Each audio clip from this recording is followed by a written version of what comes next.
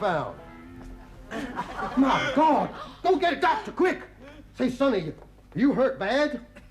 You ever hear of anybody hurt good? How did it happen, man? Remember back in '69 went through Houston? Yeah. Remember that Lois gal? The one with the big spread. That's the one. Well, I never told you this. Only one night she asked me to see her home and said she was afraid of prowlers, so I done that. Get up to her front door and she said she was afraid of the dark. Would I go in and switch on the lights? So I done that for her. Then she said she'd hurt her hand, and would I mind helping her take off her clothes? So I done that for her. Then she sat down next to me in the divan, and she sort of leans across me and switches off the light. What did you do, man? Well, I can take a hint. I'll come on home. You see, just now I was working away, and I had in my hand one of them little sharp-pointed little oil things. Nipples. It's true. You see, I get to thinking about Lois, and it suddenly dawned on me what that gal really wanted me to do. You know what I did? Put my hand up to my forehead like that. I went, wow! You know what? I've done it again.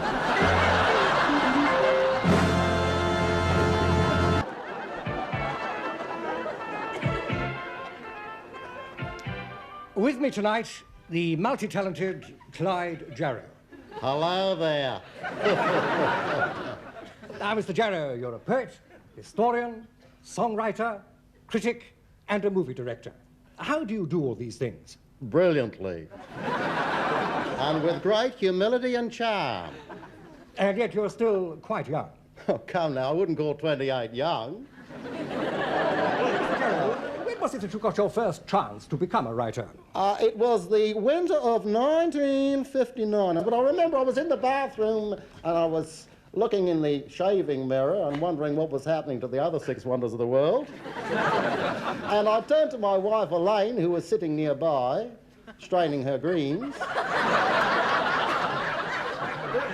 And I said to her, you know, Elaine, when I shave in the morning, I feel 10 years younger.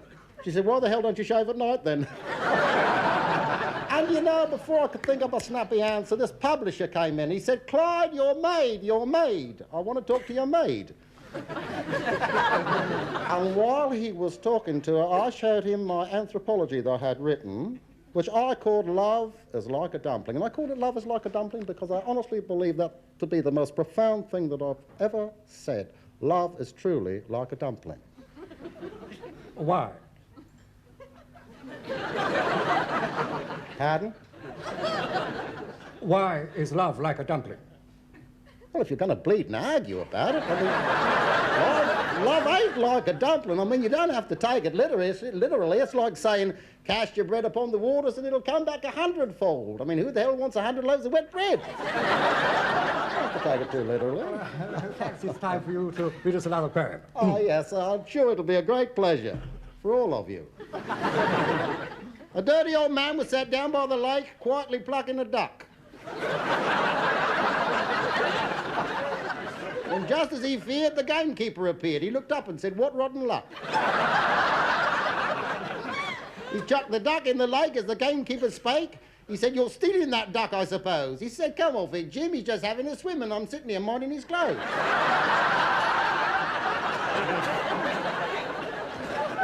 said to his landlord, me roof leaks, and every time that it starts to rain, water runs down me walls. The landlord said, balderdash. What did you expect then, champagne? What's more, he said, there's bugs on me bed. They climb there from the wall of me shack. I've tried pulling me bed away from the wall, but the bugs keep pulling it back.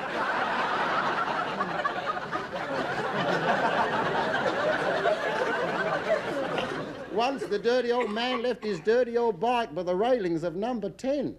You can't leave that there, said the copper. I'm not going to tell you again. Not just Wilson, but Thatcher and Thorpe may turn up to wine and to dine and to sup. So the dirty old man went across to his bike and he carefully locked it up.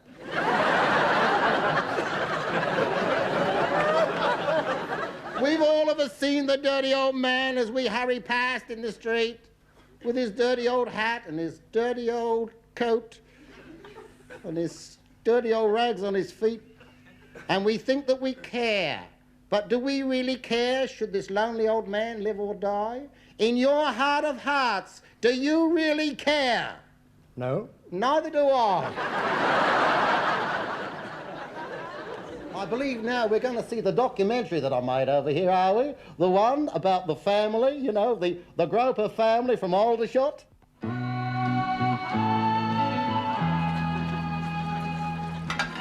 I mean, Tom, marriage is not just like sex.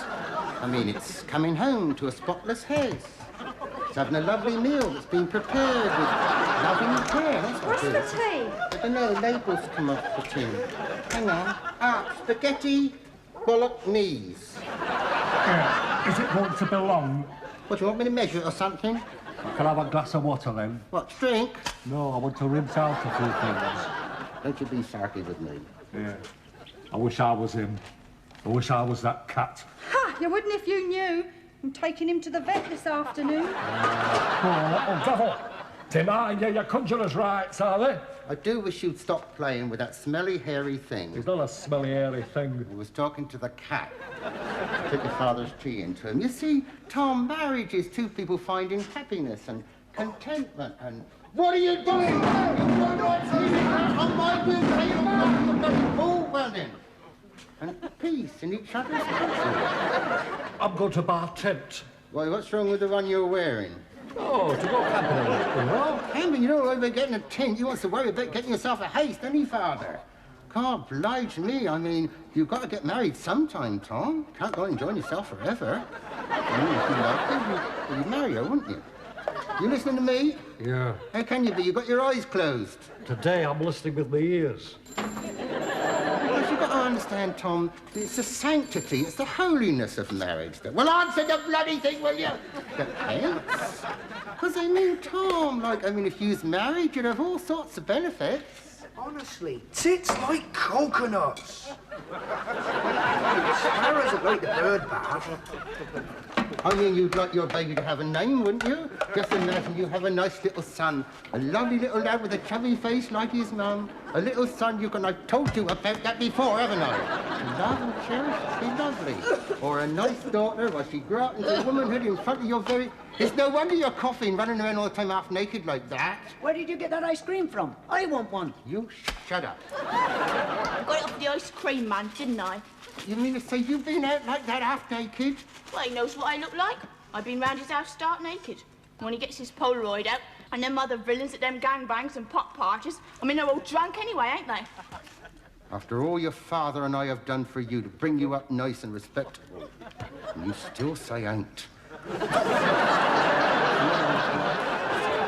I'm sure the vicar don't approve of you two having sex before the wedding. He says it's okay as long as it doesn't block the aisle. Be nice, nice church wedding. Well, that's it, see?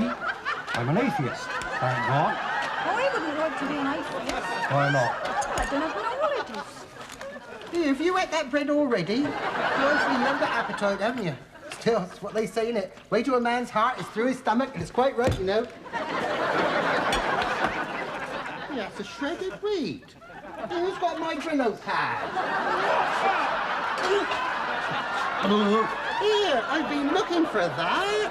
You're trying to poison me, I'm going. Hang on, wait a minute. You're fond of your food, ain't you, Tom? Here, look what she cooked for you. The her own lily white arms. That looks good. It is good company.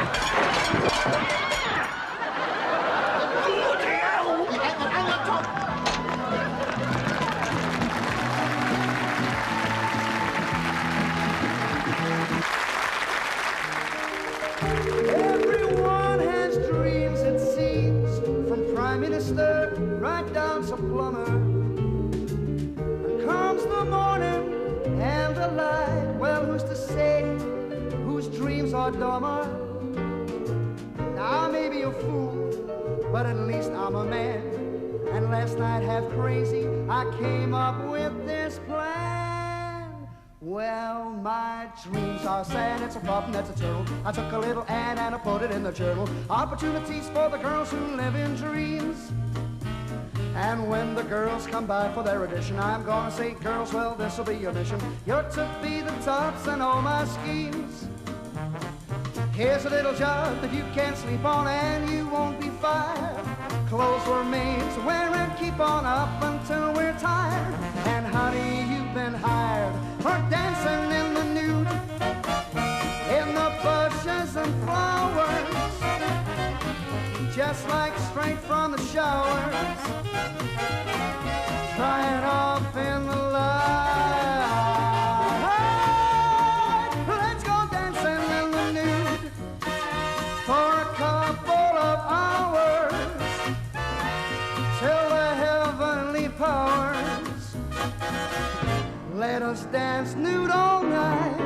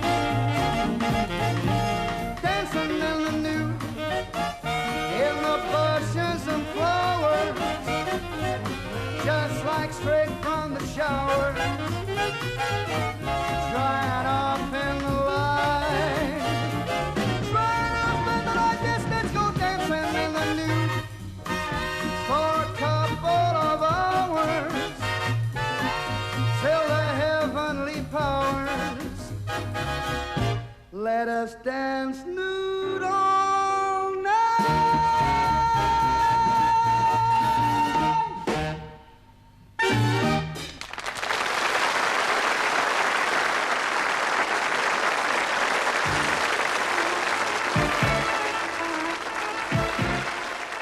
Tonight we're looking at palmistry and phrenology. And let's meet our expert, Miss Emily Grimley. Oh, hello!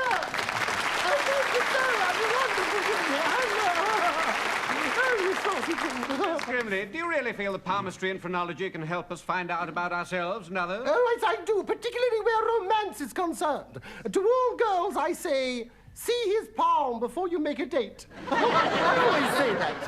I don't know why, but I do. And another one, read the head before you wed. Because I do feel that every man before getting married should have his head examined. I do feel, I'm sorry, I do feel that. When did you first become interested in clairvoyance? Well, when I met my first husband, he was an awfully strange man, you know. He only had one eye. He had a glass eye and a crystal ball. One seemed to compensate for the other, I always thought. You see, with the crystal ball, he could see into the future, you see. You don't do that. Of course, you also read hands. Oh, I read hands and feet, heads, all the extremities I read. Tell us about some of your more remarkable predictions. Well, there was one lady came to me, 37 years of age she was, and down, Fido. 37 years of age she was, and she wasn't even married. I said, don't worry. I said, one day you will have children. I said, you will have children. And did she? Within a fortnight, yes. She had twins, a boy and a girl. Anything else? No, just a boy and a girl. Well, there was something else, but it flew away, you know. Just jotting, of course. Don't do that. Oh, I'm sorry. I meant... Oh, yes, well, there was one man came to me, awfully robust he was, you know, and he was absolutely obsessed with death. I said, don't worry, I said, you'll live to be 80. He said, I am 80. I said, what did I tell you? You see, we're never wrong. Yes, well, tonight... Don't do that. Oh, I'm sorry. Tonight we're going to put some of your claims to the test. Oh, and we've got someone, not out of the audience, but straight out of the street, so there's no point in your having met at all. No. And we're going to ask you to sit there and tell us about our volunteer simply by reading their hand. Well, could you put your hand through, please? Oh, thank you. No, I mean... Made a friend for life, then. Well, it's a very short hand. I mean, it could be a typist. According to this little tiny lifeline, you're dead. It's not much of a hand at all. I think if I were you, I'd pass on that one. But of course, you never can tell. I mean, that hand may one day find gold. By the looks of the nails, they've started digging already. Could I try the head, please? Could I try incline the head just a little? And, oh, I'm learning so much more now, yes. Could I just ask one question? Yeah. How old is this lady? It's a gentleman. Oh, is it? Oh, well, we can't be right all the time. I find the barrier. Could I try the blindfold, as you simply would if I couldn't? Thank you so much. Thank you. I feel it'll be easier like that, you see. Oh, that's much better. Oh, yes, a lot's coming through to me now. Yes, you fruity old devil, you.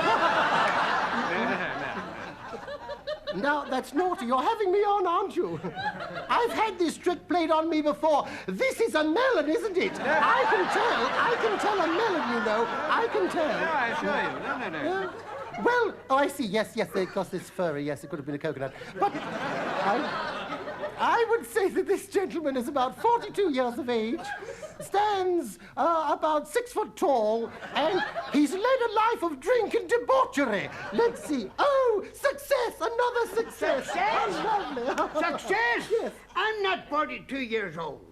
But you will be one day. I mean, you were once, weren't you? Yes, that's what I meant. And I'm not 6 foot tall. No, but you would be if you had your oats more regular. If you ate your porridge up, you'd go up in stone, you see, wouldn't you? And I haven't led a life of drink and debauchery. You mean you haven't even enjoyed getting to look like that? What a pity. I think you're a fraud.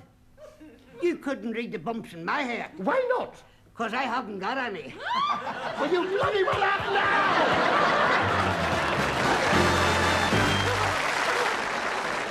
The number of people who are keeping wild animals as pets is growing at an alarming rate.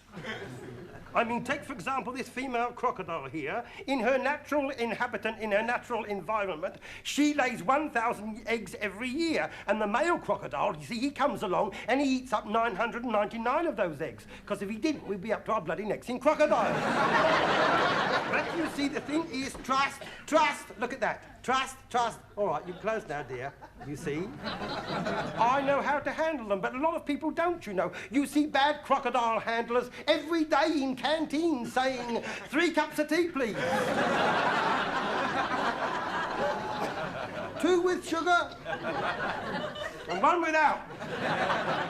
And you. You see, and take this poor old Arabian tortoise here. I mean, we found him abandoned in a junkyard. He was exhausted. I mean, for 6 hours he'd been trying to make love to a German soldier's helmet. Well, he was very, very cut up about that. Doesn't even look Jewish. Here, eat. Eat and enjoy. There, you see? Poor old thing hadn't got any teeth. Mind you, he could give you a nasty suck. Now you have to be careful of these wild animals. Take your rhinoceros. Take your long-horned rhinoceros. There he is in the garden, minding his own business. Suddenly an aeroplane comes overhead. Up goes his head. No harm done. Unless you happen to be playing leapfrog with him at the time. Then bang goes your no-claims bonus, doesn't it? But my favourite of all is the big docile elephant. There we are. Come along. Oh, he's a good boy. Oh, look at that. Isn't that sweet? Oh. Did you know, by the way, that elephants in the jungle will walk, when they grow old, they will walk for thousands and thousands of miles across deserts, over rivers, they go through the forests and over the mountains just to die in the elephant's graveyard. And scientists have only just discovered why this is. It's the walk that kills them. Take, for example, snakes. You see, you have to be very careful of... There we are. There. All right, no. Quite tame. Down you go. Down. There you are, you see. A snake will not bite you unless he is attacked, you see. But, of course, if you have a snake lying around on an armchair and you happen to sit on it, well, then it will bite whatever it thinks is attacking it. And someone will have to suck the poison out. Preferably a friend. And if he's not a friend at the beginning, he will be by the end. But of course, you know, some animals can be domesticated. For example, my mother-in-law, she has trained her forest-bred lion to do his little bits of business on the newspaper while I'm reading it. Mind you, of course, I do like these little exotic creatures. But of course, myself, personally,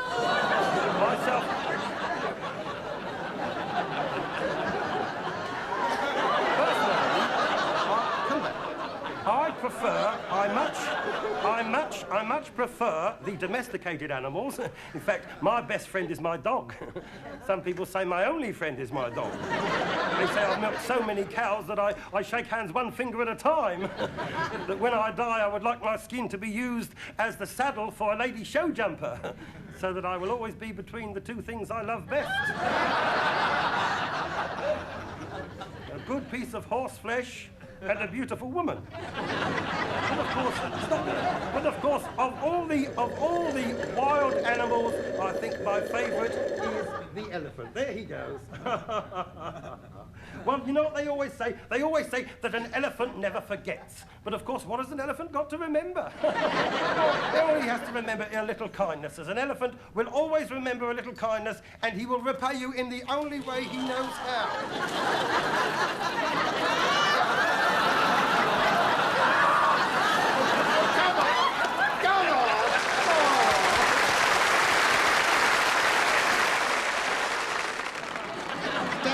Camera 4.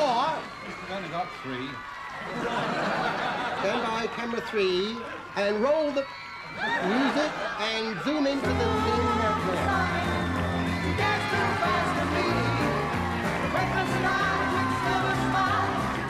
Stand by with the breeze machine. Zoom into Lindsay DePaul now.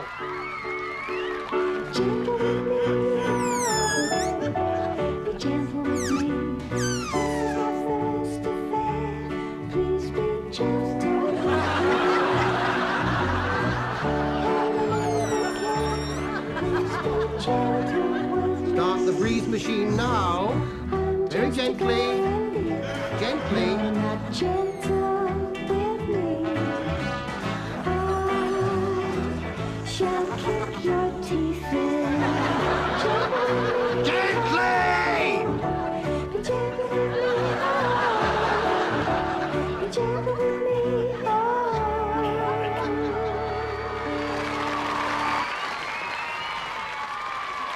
God. Yes, my son. Cue Roy Wood now.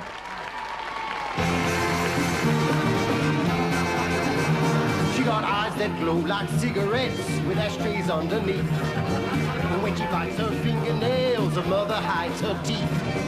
She told me she was just 18 on the telephone. I thought that she meant 18 years, but she meant 18 stone. Oh, they're a violet blooming summertime, winter and the fall, but the rose that blooms in my heart, others are all. She's lazy, she's lethargic, and working she resents. She's slower than a nudist, trying to climb a barbed wire fence. Well, she talked so slow one evening when she went out with her boss. Before she could say, I'm not that kind of a girl, she was. Flowers that bloom in the summertime, the winter and the fall, but the rose that blooms in my heart, are the best of all. Flowers that bloom in the summertime, the winter and the fall, but the rose that blooms in my heart, are the best of all.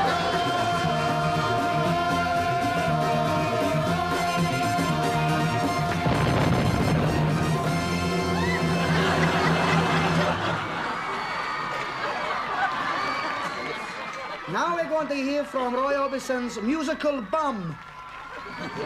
Roy Orbison's music album. Standby, confetti, and snow machines.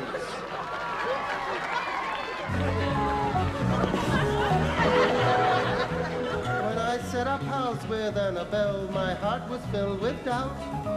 The bed it was all broken and the spring was sticking out. But when I recall our nights together, my heart it wants to sing. We kissed all through the winter and made love right through the spring. I can see clearly that you're the only one for me. Last week I caught you with the butcher. You were kissing and cuddling and such. How could you kiss the butcher when we owe the milkman so much? You promised you would be faithful, but you cheated and you were untrue. But if I had to do it all over again, I'd do it all over you. But I can confetti now. See clearly. Drop the confetti now. That you're the one. Drop. Pour the confetti on him now. For you. I said confetti, not spaghetti. Stand by with the breeze machine. Round to go 5. You dirty devil! You can talk with all that down the front of your chair. Stand by, guys and girls. Now. Never know, never know, never know, never know. I'll never know why a horse standing in a field all day should be so hard to sit upon when he's so full of hay. I know how a rose can look so sweet and pure and hold its head up high when it's standing in manure. Easy, breeze. Easy, easy. Never know, never know, never know, never know, never know. I'll never know why Mother Nature gave my wife such a beautiful face, with skin as smooth as satin and soft as lace. Stand by with the smoke machine now. Gave my wife that beautiful mouth that she's got, and then she stuck her tongue in it and spoiled the blooming lot. Why, I'll never know. Stand by, try and get a good shot of that girl. Never know, never know. That's not funny. Never know. Oh no, oh no, oh no, oh no, I'll never know, never know. I'll never know. Well done, everybody. They've all gone home.